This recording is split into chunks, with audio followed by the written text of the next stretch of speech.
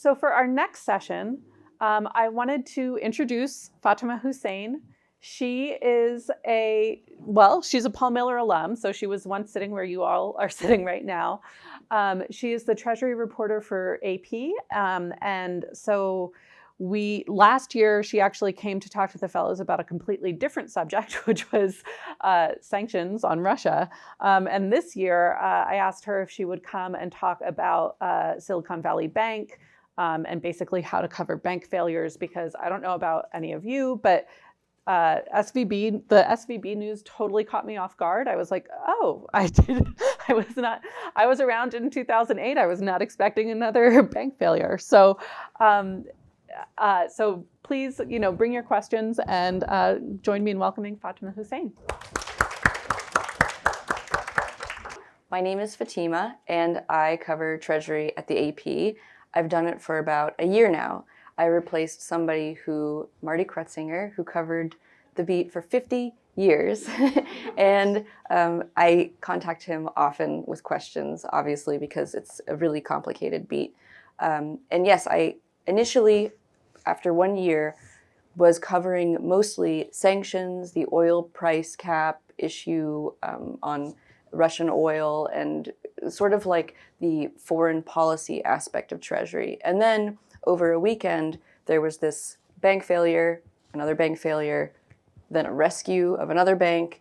Then overseas, we see Credit Suisse and UBS and the purchase of Credit Suisse, and all of these things that I really did not know a whole lot about. So I was asked to help you guys just sort of understand how to cover bank failures as a novice. I think I'm just always going to be a novice at everything, and this was exactly that. So I have 3 lessons. There's 3 things you should know. Okay. So the first thing, and I kind of tried to plot this out in a way that makes sense, but you have to know your sources. And if you pretend that you've never covered banking before, because I hadn't before Silicon Valley Bank, and I just generally covered sanctions, as I mentioned. So first, I wanted to know what agencies are overseeing or involved with any sort of oversight of Silicon Valley Bank, First Republic, Signature Bank, and then all the other things. So first you have Treasury, obviously, the SEC, you have the Federal Reserve. Those things should come to mind. The FDIC, CFPB, just all those acronyms. Who runs all of those organizations? I'm sure I'm just telling you things you already know. And then the policymakers behind all of these things. So you want to know, especially in Congress, the heads of certain committees. Can I ask, who primarily covers Congress here? If you could just raise your hand. Okay. And then who covers, agencies mostly? Not a lot of okay, that's good. Yay. Okay, I can be helpful, I think. So covering the agencies will be really insightful, because the lawmakers oftentimes or sometimes won't really want to talk to you. So it's helpful to kind of go through the agency route, and every so often, especially with smaller agencies that you don't necessarily think of first in a banking crisis, they might have press people who are willing to give you something, as opposed to a lawmaker or somebody who would be just so tight-lipped about it that you just don't understand what's happening. Okay, so you got your agencies, you got your policymakers. Then you have the former policymakers from the last bank failure. Those are people who sometimes don't want to talk to you, sometimes do. I reached out to Ben Bernanke, and I was like, could I talk to you? And he said, no thanks. So sometimes people just don't want to talk, but there are people who will. And this is where you should know your colleagues. I think knowing your sources means knowing who covers what agency, and there's no way you could possibly cover a bank failure or series of bank failures alone. And it's not really a time to be a hero in the sense that I can do this alone and I can get these scoops by myself. It's important to rely on your colleagues who have been doing this a lot longer than you and might have really helpful sources. Also, if you ask your editor, most of your editors have covered the 2008 crisis, and so they have sources that they could hand off to you if you ask them. I didn't realize I never really asked my editors, do you have somebody I could talk to? And they'll give you somebody, so that makes them feel special.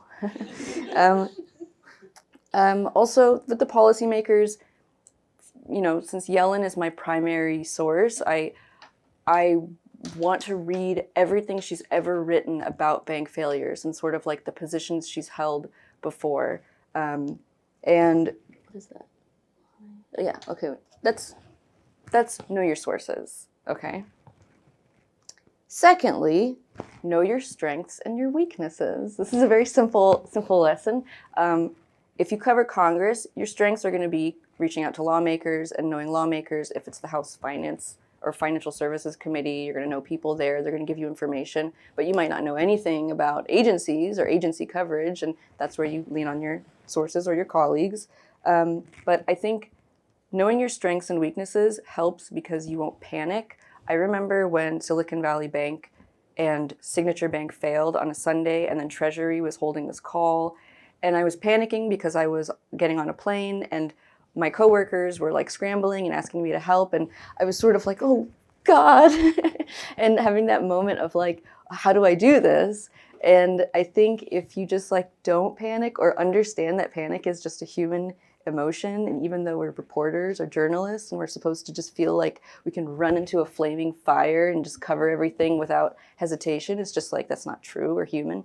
So like it's okay to panic, but if you just start by like, okay, I'm going to reach out to this source, see what I can do at the airport, and kind of like just don't panic. That's knowing your strengths and weaknesses. My strength, I'd like to think, is that I know how agencies work. So I'm not very good with Congress and lawmakers, but I'm a trained lawyer, so like I know how to read lots of documents. I know how to sort of like to plot out like if this person does this, then I can read all their stuff. And I knew that after learning a bit more about the crisis, that it wasn't just the Fed that's a regulator of Silicon Valley Bank, but also a state regulator. And I realized that people weren't really reaching out to this state regulator. So I reached out to them and said, hey, I have heard from a lot of people very publicly that you need to do a review of your processes because these banks or this bank failed under your watch. And I had this really weird back and forth with the state regulator. They were like, what do you mean we're not good at our jobs? And it was very obvious that they really weren't conferring with reporters at all. So eventually they gave me a note about how they are going to conduct a review after we had this like weird back and forth. So it was like a teeny tiny scooplet of like, okay, now we know the state regulator is going to be doing a review. And so knowing my strength of like, I know agencies, but I don't know Congress, I would think that would be like an example of that. Lean on your reputation and your editors. That's knowing your strengths and weaknesses, in the sense that like, since I've been a reporter, I think like, it's like 12 years now, I think. I have not written anything really bad or like that has been like, a source of major concern for my sources. So they know that they can trust me. And I think that's like the one thing you can do as a reporter is not write something that you think might be untrue or could potentially be untrue. And if you lean on your reputation, it's very likely that the people that you've been covering, hopefully if it's any agency, I don't know if you just generally cover Congress, it sounds like, most of you. Yeah, for the most part. Yeah, okay. Yeah. With that, it's just having a sense of trust with your sources really does help with getting information and getting, I realize I'm being recorded and videoed, so I'm trying to be careful with what I say, but because people at specific agencies trust me, they know that if I ask for something, what I'm going to use the information for won't be to, railroad someone, or I'm going to write a story about this, and then the story comes out and it looks very different from what I told them I was going to write about. If I have that reputation, then in moments like this, I'll get information from my sources, because imagine being in their shoes. You don't want to be screwed, and you don't want to screw people. So that's sort of, sorry if I'm cursing. And then knowing your strengths and weaknesses, cold call people. It's miserable, but it helped me a lot with like understanding what was happening. I did not understand Silicon Valley Bank or First Republic, why each of those failed. And then I didn't understand Signature Bank and its relation to anything. So I just called economists just constantly, and I asked the same questions over and over. And I didn't necessarily use all of their quotes, but it was just helpful to just cold call. If you don't understand something, you're not stupid at all. It's very, very complicated. So I don't know. Who likes cold calling people? Anybody? You do? You like it? Okay. Yeah, I don't like it, but it's really good to do that. I also thought listening to podcasts was really helpful, and just hearing different perspectives. It doesn't really matter what political leaning is. Presumably you know what the idea that they have, whatever their political leaning is, but just understanding, you'll know what arguments are just based on what you listen to, and don't be afraid to have people re-explain things to you over and over and over. Like, you're trying to help other people understand. Another thing, my weakness was not understanding Silicon Valley Bank's failure. So what I have done is I keep chunky text, that like very good summary, like 2-3 sentence summary of the failure in itself and how I would describe it. So for instance, when I was covering the president's sort of announcement that Congress needs to do something about bank executives' compensation. And I was writing up the story and I wanted to do it really fast, but I also know that if I take 15 minutes to like try to re-explain in a story, like this is how Silicon Valley Bank failed. So I just keep that chunky text and plop that in a story so I can write a story really, really fast without, like reinventing the wheel constantly. I don't know if that's something that you all do, just like keep that little chunky text. It's helpful, especially if you're going to do ongoing coverage. And then, okay, know your sources. Know your strengths and weaknesses. Do we all want to talk about our weaknesses? No? Okay. And then the third thing, there's only 3, know your audience. So the media in this instance has a very important role in the bank failure, because if we all collectively write as if Credit Suisse and UBS and Signature Bank and First Republic, if it's all related, super related, and it's all the same, and we don't add any context, that could in some ways impact the nature of the crisis. And I'm really curious now, because I was like thinking of this last night, is it our job to prevent further banking crises? Or there's like an ethical question I have here, and I've had for a while, of like, okay, I'm writing about these crises. I certainly don't want to get anything wrong, and I certainly don't want to create more furor if it's not warranted, but how do I cover this? Is it my job as a journalist to prevent banking crisis? I don't know. I guess I'd like to know what you all think, because I don't know. It's kind of an ethics question, I guess. I think if you're already, a conscientious and a fair journalist, I think that you are already hopefully steering away from the headlines and things like that would accomplish that. But yeah, I think it's a really interesting question. Okay. What does anybody else think? I mean, if it's just one bank failure after another, a rescue, is it your job to police your headlines to ensure that you're not creating a panic or you're not furthering a panic? I don't know. That was good. Thank you, Eleanor. Yeah, so that's like something to think about. Also knowing your role in your organization. So Politico is different from the AP, which is different from Bloomberg, which is different from the Post. And it's all, maybe the Post and AP are a little similar, but so sources are definitively going to be farming out their information to different organizations. If you're Bloomberg, you might get a bit more, or the Wall Street Journal, you might get a bit more than the AP, but the AP's audience is like your average consumer, and they could also have a role in a bank run as well.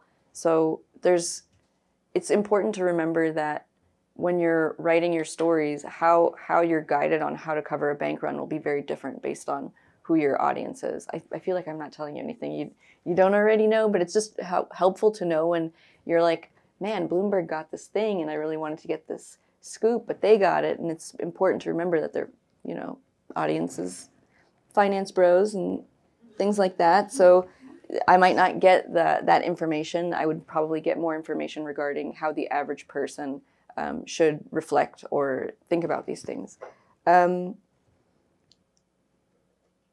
Okay, this is for not just banking, but you will get scooped sometimes, and that feels bad. It just doesn't feel good, especially when it's something really important. I think when you do get scooped, it's important to look at like, what does this reporter generally cover? What is the content of what they cover? So where did they get that information? And how can I kind of pursue this information in a way that isn't, you're sort of like understanding. Sometimes when you read a story, you know where that person got that information just based on who they are and what their primary beat is. It's kind of, I feel kind of gross, but it's good to know that and just kind of think like, okay, they got this information from the House Financial Services Committee. It's pretty clear based on who wrote the story. And the next thing you can do is just look to the next story and how can I sort of follow up in a way that is really, you know, who here has been scooped? Okay, if you haven't, you're lying. Yeah, so I guess an example of this would be like, there was a reporter who wrote a story about something that I had been gathering information on. This isn't banking related. This is more like a foreign trade kind of thing. And they wrote this story and I was like, crap, I was going to write this story and I didn't. And they had it out first. And so my strategy next time is I'm going to write a story that furthers this, that isn't necessarily reflecting on like, well, here I have it too, but more like, here's what comes next. Yeah.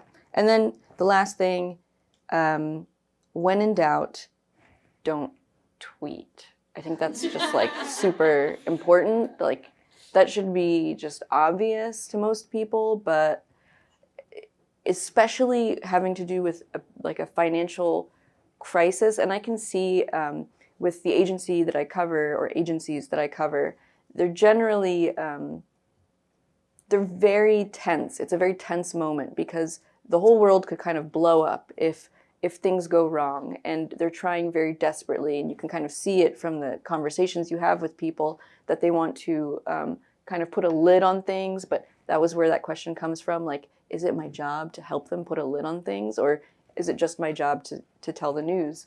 But something that can just hurt you needlessly is tweeting something you don't know or that you don't understand, or it's just better not to do it. There's nothing that you'll not at all be helped tweeting anything that you're not sure of, or like breaking an embargo or something. I don't know. That's just very obvious, but just a reminder. Yeah, those are my 3 lessons. If you have any questions, yeah, go ahead.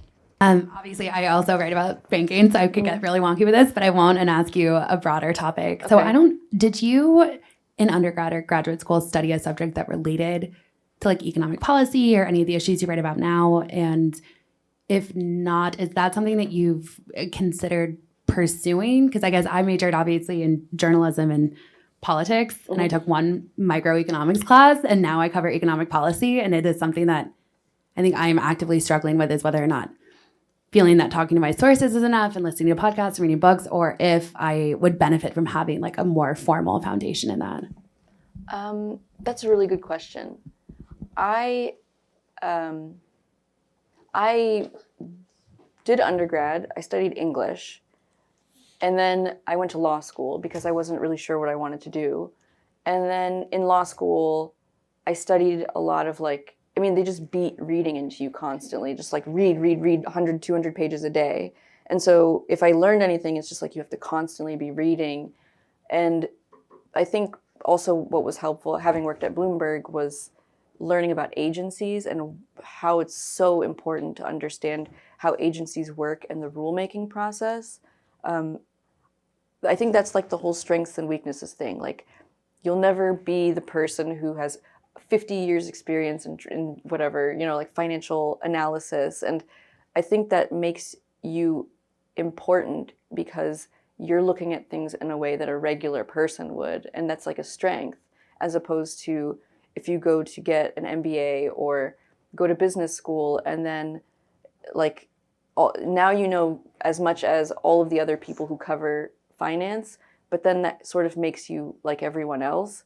I think there are so many strengths that we have that we think are weaknesses, whereas I know I'm good at agency stuff, and I still get scooped on agency stuff, so I'm not the best, but that's like my strength. And if I think that one could consider me only covering finance for a year as a weakness, but I think when I look at stories, I think, okay, if a regular 8th grade person doesn't understand this, I don't understand it, I can help that person better than somebody who has like a deep education in finance. But if you really want to do it, you should do it. I will say, I've got a lot of student debt, and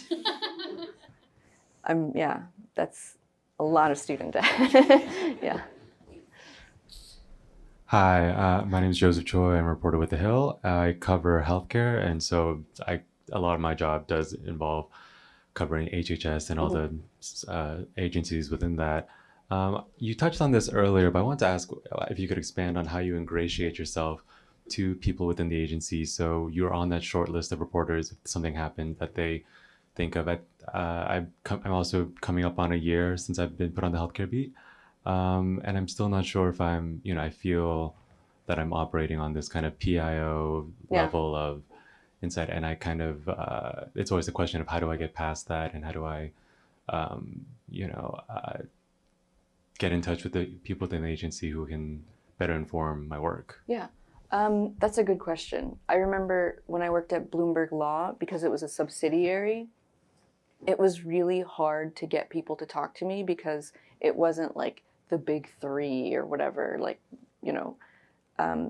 so when you're at a smaller publication, although The Hill is not a small publication, you still have to work a little bit harder than everybody else. I think that what helps is attending in person every event that you possibly can and just showing your face. I think just them seeing that you have tenacity or just like the willingness to show up somewhere, even if it's like in comfy pants, then it's better than not showing up. There's one reporter I'm thinking of at a publication, and hers is a bit smaller, but she comes to every event. And I think that really does give the agency an understanding that this person's going to cover it regardless. So we just got to keep them in mind, or else, I don't know what or else, but it's just good to it's good to show up everywhere that you possibly can.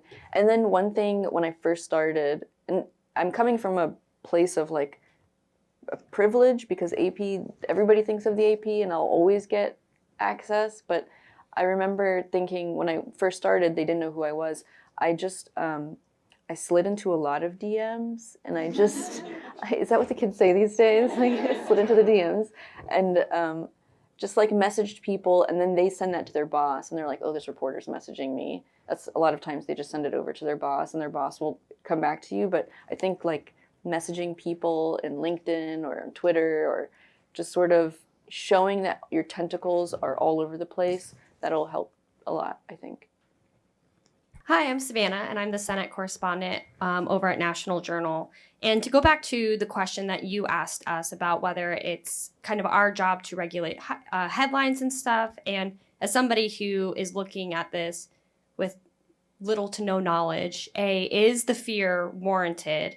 And B, then, as somebody who covers Congress, what would you want us to be pressing the lawmakers on for a solution?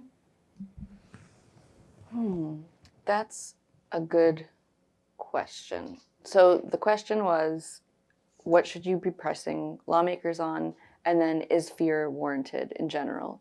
Yeah, I guess about all the banking crisis. The doomsday. Yeah, that's what's like really fascinating about this whole situation, is that so much of it is psychological. Like, take away like the amount of money that's being spent, or whether taxpayers really are on the line for this. They wouldn't call it a bailout of the banks. or their depositors, but there's that. And maybe you guys wanted me to go through like the actual chart of like what happened.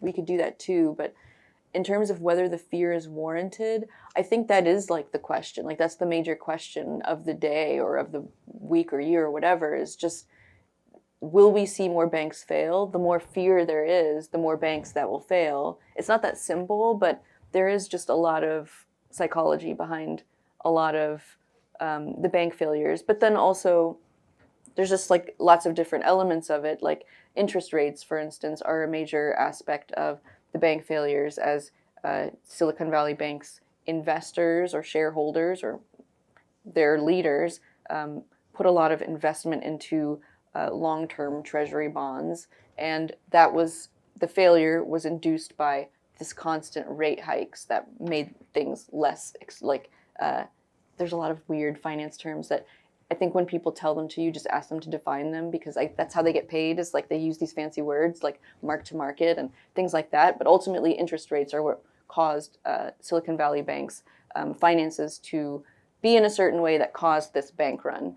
And in that way, I think I guess, whether the fear is warranted, I don't know. I guess you'd have to see more bank failures. And if you see more bank failures, you'll see more fear. It's sort of like a chicken egg kind of revolving circle thing. I don't know if I'm saying anything wrong but yeah, that's a good one. And then on like what you should be pressing lawmakers on, I guess those who have been around in 2008 and some of the legislation that had been passed then, if they think it was strict enough, or I don't know, I guess I've seen a little bit on like lobbying of Silicon Valley Bank. That would be interesting to see who the lobbyists were in 2008 and who they are now. And just the question of like, are taxpayers really going to be on the hook for this? We've heard a lot from the government that, the banks will pay into a fund such that taxpayers won't be put on the line for the depositors being made whole, but won't taxpayers actually be paying those fees to make the banks put into this fund? I don't know. Yeah, there's a lot of questions there, but I hope that's helpful. Hi, I'm Naomi with the Washington Examiner. I typically cover the White House, and I guess the narrative that we have there is, well, I guess the news cycle moves on so quickly. So there's this kind of feeling that the crisis is over, which is different from your question. Yeah. But I mean, is there something that we should be looking out for next? Like, is there another calamity on the horizon that we're not aware of? And then this idea that you sort of raised with the taxpayers paying for it.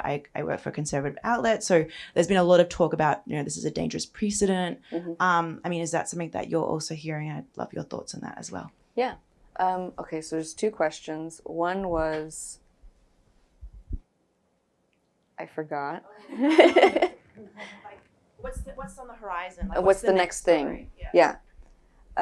So the next thing will inevitably be the review of the Federal Reserve, and the what we're hearing from conservative lawmakers is, where were the regulators in all of this? I think the next thing will be, to what degree were the regulators aware of what happened? And I think there were 2 hearings last week on this. So we'll hear more, and the Federal Reserve is doing an independent review. I think there's also a question of the Federal Reserve's sort of, and this isn't, I'm not extrapolating or giving an opinion, it's just sort of what I could foresee just based on my reporting, that the Federal Reserve is doing its own internal review, and there might be questions about whether or not an independent reviewer should oversee this review of what happened.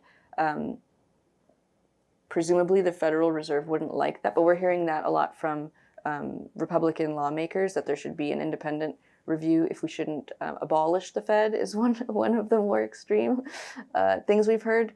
But, and that's not serious.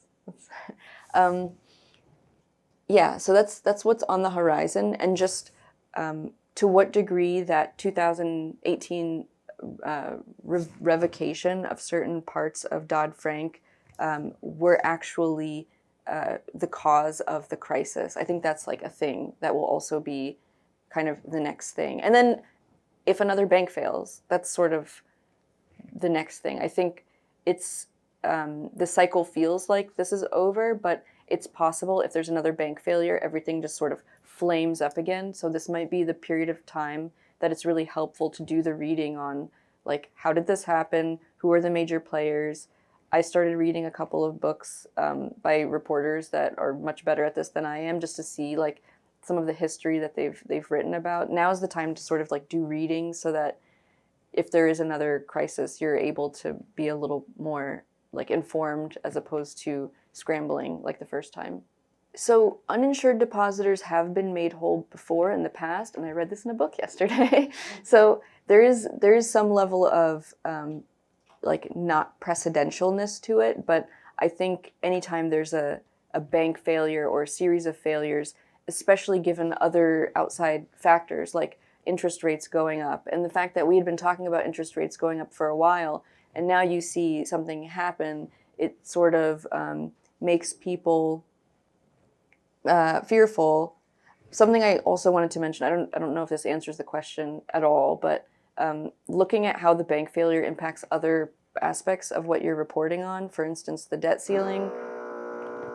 Sorry, there's drilling happening. We don't have any. It's okay. It's okay. It's okay. Yeah, the debt ceiling, that'll be a big like issue that we had already been thinking about, and how can you sort of, if you don't want to, if you're not able to or don't want to or just are not covering the banking crisis just head on as straight reporting, there are elements of this that touch on other stories that we need to be thinking about, because it's not just a banking crisis. There's a bazillion other issues that we are focusing on.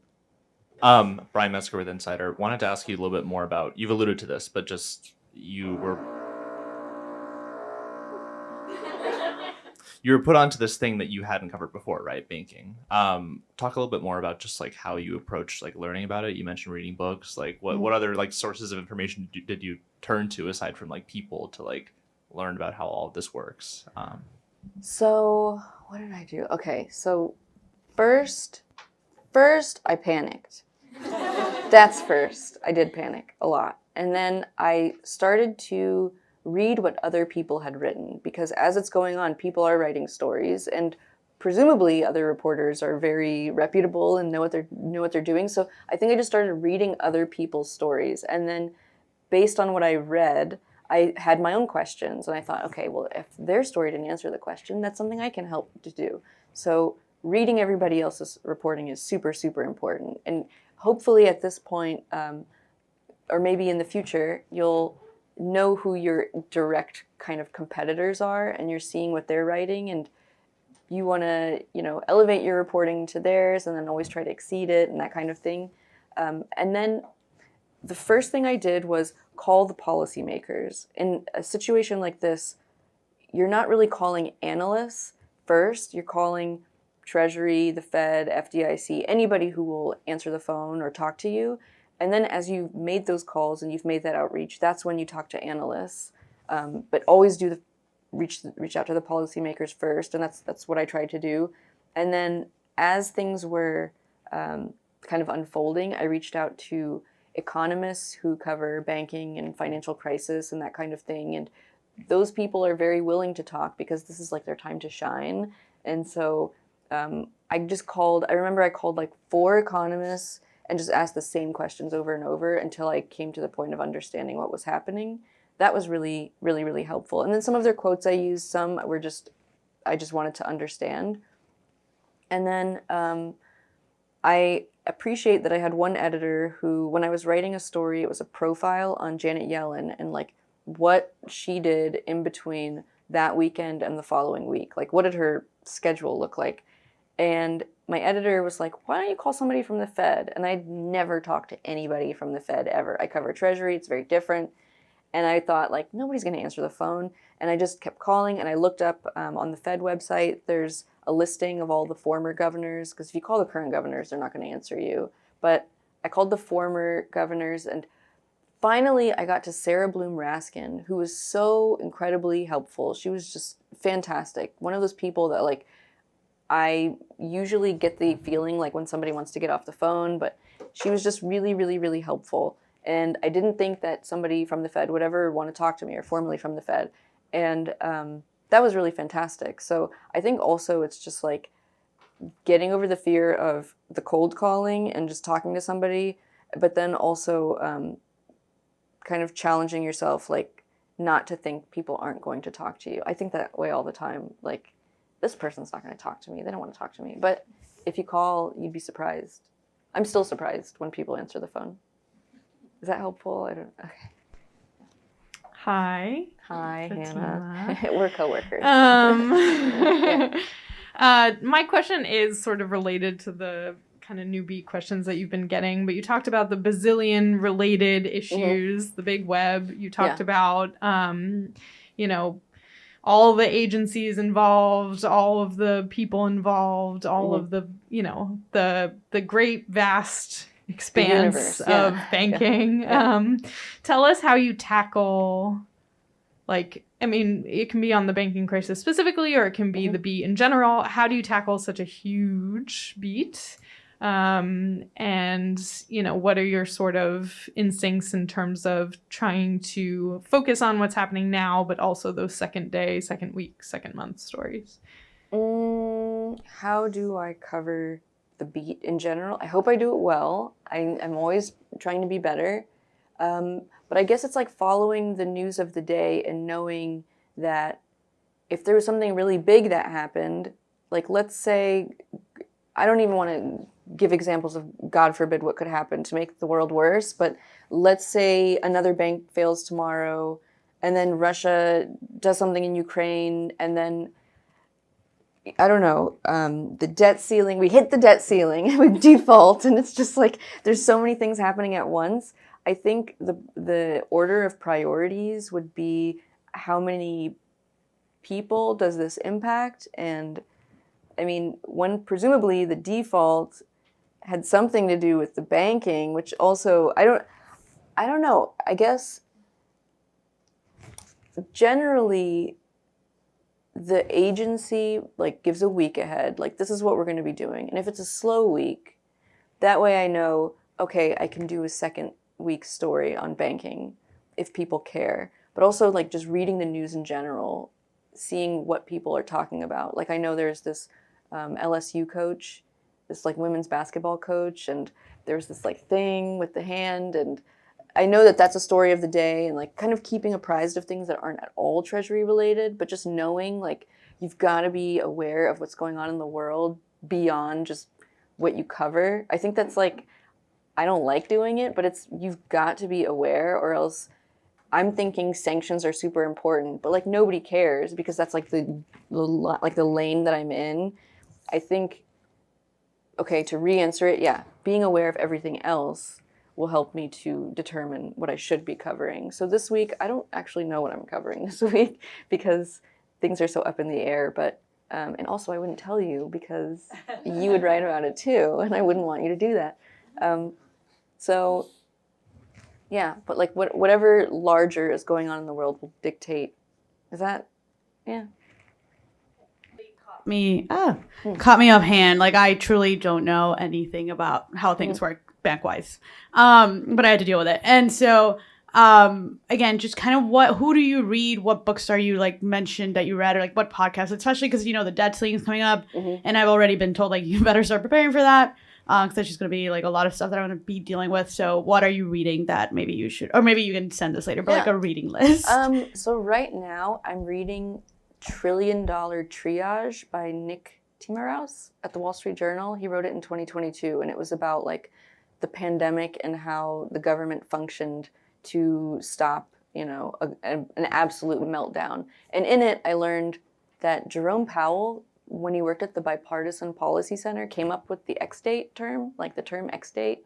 I didn't even know that. I found that out last night, and I was like, wow. So I think reading books by people who maybe are like on your beat or tertiary to your beat would be helpful. I listened to Capital Isn't a podcast that's really great, and that really, I think that was the best explanation of the Silicon Valley Bank failure, just hands down. And they had like these like Nobel Prize winning economists talking about their views on Silicon Valley Bank's failure. So I feel like they're like reputable people. I really like Capital Isn't, or kind of like the Post and the New York Times, the Daily. Those are good. But then, like, the more I think about it, the more I feel like if you keep apprised of other things on other beats, it really does help. When it comes to the debt ceiling, I feel like Shai Akbas at the Bipartisan Policy Center is just so fantastic, and I would recommend everybody sign up for any of their like subscription kind of things, because they come up with the projected X date, and not like X date like January 1st or something like that, but it's just like a time frame.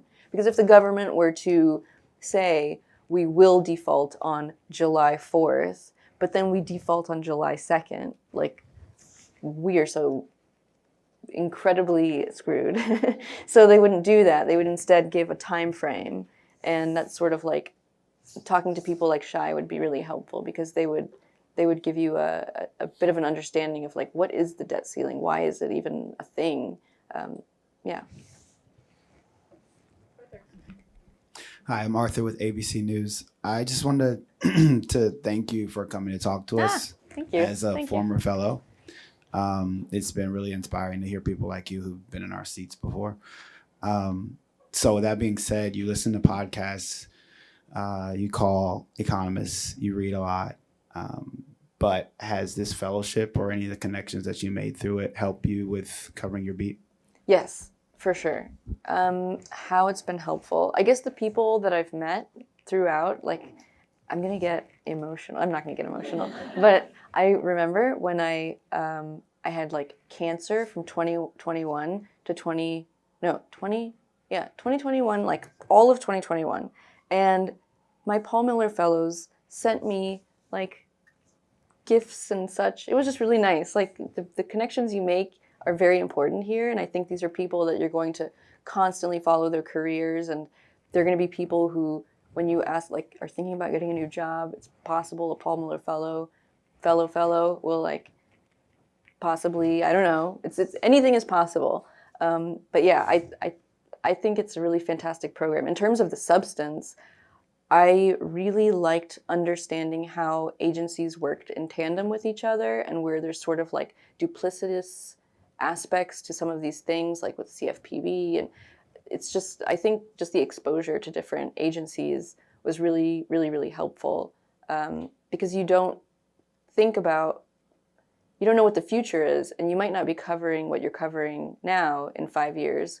And having had some exposure to, for instance, I know you guys are going to the White House later, and just like having that comfort of going into the White House press room and seeing it, like the next time you're at the White House for your day job, you're gonna feel a little more comfortable, because like, I've been here before. I know what's going on, and that comfort does make it a bit easier to like navigate the world as a journalist. Kirsten Garris, Cox Media Group. So I'm TV, and there are a few of us who are TV. And last week I actually covered one of those hearings, and I was like, I'm pretty sure I probably read some of your work, because I was like, dear God, what am I covering? How do I explain this in 90 seconds?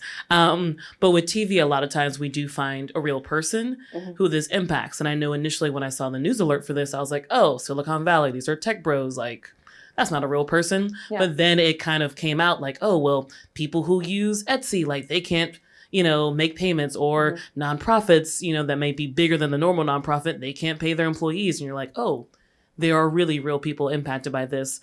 As you cover these topics, how do you find real people to kind of make someone at home who, again, doesn't have an MBA care, or say, oh, this does impact maybe someone in my community? And are there any groups that have kind of helped you identify those real people as you continue following this? Because I know this is a big story.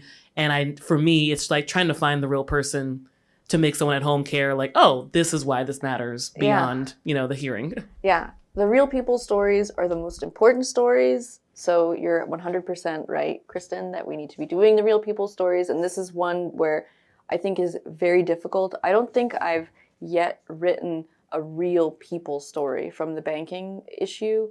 I did really hard work on getting somebody for, I also cover Social Security. I think like I'm kind of moving off that beat a little bit, but it is a fascinating topic, and I hope everybody is really interested in Social Security and how we kind of contextualize the fund kind of moving down. But it's important to have those regular people stories to help people understand. I know that it was incredibly difficult finding a regular person for a story about, Social Security is about regular people, and it took a really, really, really long time. I think it took like a month to find a family. I wanted to write a story about how children benefit from old age benefits. Like, apparently it's one of the biggest children's programs in the US, which is, you don't think about that, but a lot of grandparents take care of their grandkids. And so often when we talk about Social Security, it's like there's this big fund, people are going to lose their benefits. And it's like, that is a human story. And I found this woman in DC who is taking care of two of her grandkids in a entire building in DC for grand families. And all they do, like the whole entire building is filled with grandparents who take care of their grandkids. And she talked about how it's important for those kids to be near each other because they have the same kinds of problems and the same kinds of experiences. The kind of like bullying isn't as prevalent because they're all getting taken care of by their grandparents. And so it's like there's so much of a story there. And yeah, I kind of like weaved Social Security into it, but people got really interested. It is super hard. I think I had to reach out to like 10 different kind of nonprofit organizations to find that family, and it was at the 11th hour. Like the story was going to run in 2 days, and I was like, yeah, I have my anecdotal lead, and that really came together like in a miraculous way. But yeah, finding people is hard. I would think in the midst of like an ongoing kind of crisis, it's difficult to find those people, but they're there. I think sometimes I go on Twitter and find people. Sometimes just verifying them will be a bit more difficult given the whole verification issue on Twitter. But yeah, it's not easy, so I sympathize. Hi, I'm Minnie. I work at Time. I really appreciate what you've said a couple times about feeling panicked at work. I feel that way a lot, especially when it's like I have to learn about a whole new topic and write a story in a day, which happens a lot and will continue happening. But I don't think I can spend like the next decade feeling as panicked as I do. So I'd love to hear about how you manage that. How to not feel panicked? I mean, I think it's part of being a journalist in a lot of ways. Like, but having good editors, if you've got a good editor, I would like stick with them for as long as you can, because the ones who don't panic kind of give you a sense of calm. I have a really fantastic editor. Her name is Nancy. And when things are kind of like flying at you, I still feel panic, but the fact that she's just like, okay, let's just get an alert out. We'll just do this, and then give me 300 words, and then and it's just like so calm that like her calmness makes me less panicky. But I think it's just because you want to be first, and it's sort of like the adrenaline of the news gathering. But the more that you know your beat and you know what's going to happen, and the more pre-writing is beautiful, and you should do it all the time for anything. Like even if you anticipate something is happening, and just like, I remember at my last job, I had lots of pre-writes of things, and so I gave my editor like a little Google Doc of all the things I had pre-written, and there's slugs. So like, if this happens, I think that's kind of unrealistic, because when you're in the midst of something, it's just, everything is exploding and you're just trying to survive. But yeah, I think you're never going to stop panicking really, but maybe it won't be as bad when you know what's happening ahead of time, and like planning for this possibility, that possibility, and then having that chunky text available somewhere that you can just like pull to kind of like fill in your stories. The more preparation, the less panic, but I think you'll possibly always panic, because that's kind of part of our job sometimes. Maybe we reframe it as adrenaline. Yeah, adrenaline. Or panic, it's fine. We can just be honest. It's panicky, and yeah. Of course. Thank you. Yeah, clapping. Thank you.